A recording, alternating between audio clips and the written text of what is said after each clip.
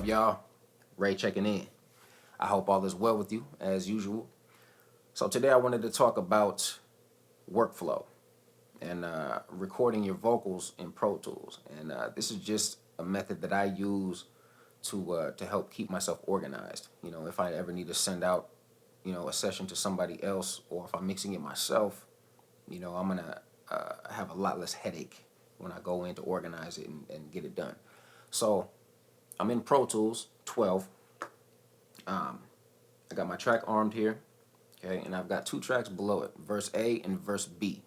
I've got two because depending on your preference, you might need two tracks to go to if you don't want to do it all in one take or all on one track.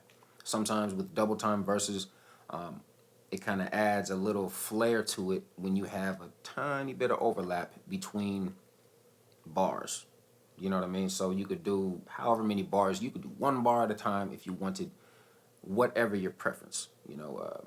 Hove did the God did verse in one track, they say. Sick. Not everybody can do that. Not everybody needs to do that. Purely a personal preference. But I found that I get the best results when I use this method here. So my track is armed. We're going to record. Boom, boom, boom. You do anything. I know you got some hot fire. You know what I'm saying? Okay, boom. After I've recorded that section, I'm going to drag it down. Okay? Now, for the next section, one could start from the beginning of that region, or you can cue yourself up at the end, however, wherever. Sometimes I will start, say, in the middle of the previous region so that I can say the last few words of the previous take to help maintain my cadence, you know what I mean, and my rhythm when I deliver the next, so that when I go to mix it together, it will blend up seamlessly. You know what I mean? So we get queued up, we record, boom, boom, boom, okay? And now you're going to drag this down to verse B, okay? Now this is if you need that two-track method, okay? If there is no overlap, then you can do, as such. Put everything on one track and consolidate. That does help a lot. But I would suggest doing this over doing stuff like this. Because I've gotten sessions where people, I don't know, maybe it just doesn't click, but I get stuff like this, where you're using 8 tracks for what should be 1, 2 at the max. So you got all these tracks, and all this computer processing, it's highly unnecessary. So, I would suggest doing it like this, and then, like I said, at the end of the day, if there is no overlap in your delivery, or you don't want that sound, then you can definitely trim everything up and consolidate to one track, okay? Now, that's just how I do it. Of course, one is free to do what thou wilt. Now, when I record my hooks, I like to use 4 tracks for the main, okay? So the main part of the hook, the main melody, I will do 4, okay? So for the sake of time, we're just going to fly these, okay? So boom, I got 4, okay? Now this is just for the main. Any additional melodies, I'm going to do 2 tracks. So if my main is here, and say I want to do an octave higher, then I'm going to do 2. And if I want to do some mids, I'm going to do 2 more. Not 4, because then it starts to sound muddy. And I do 4 because when I go in here to pan them, okay? I already got some pans in here. So check it.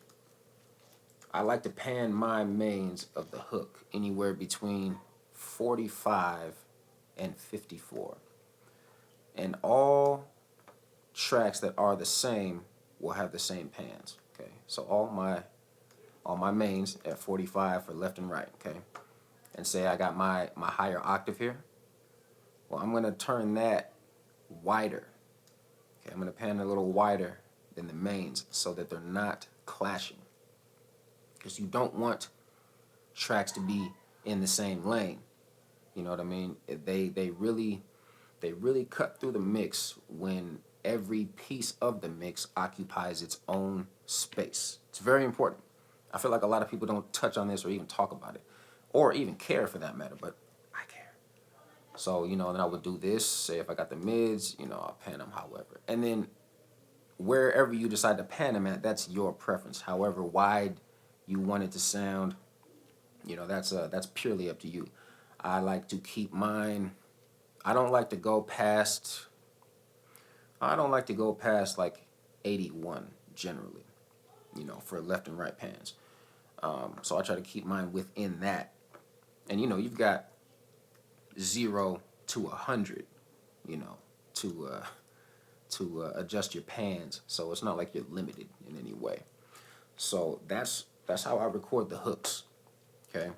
Another issue that I see is not setting the tempos for your sessions. Okay. If you've got a professional sending you something or somebody who is savvy, then they should have the BPM attached to the beat. Okay. So this beat is 90. So I'm gonna go up here where it says tempo, click the plus button, put in 90. Boom. Now I'm gonna click the grid button. Okay. And so if I want to fly my hook, copy and paste it. Okay. I'm going to, I like to make a group. Okay. And then I'm going to use the grid, which is why we set the tempo. You can't use the grid if you don't set the tempo. So I set the tempo.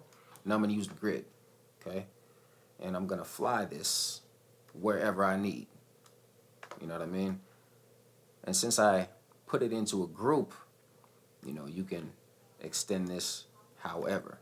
But you know, I have it snapped to the grid so that when I fly it, it is always going to be on time no matter what.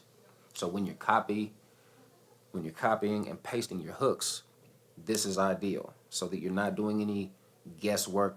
Back in the day when I started, I didn't know about this. So I would do the hook will be on time, and then I would have to, you know, copy and paste it, you know, and keep having to make those little adjustments and line it up, and yeah, it's annoying, it's a headache. But this will help you, you know, speed up your workflow.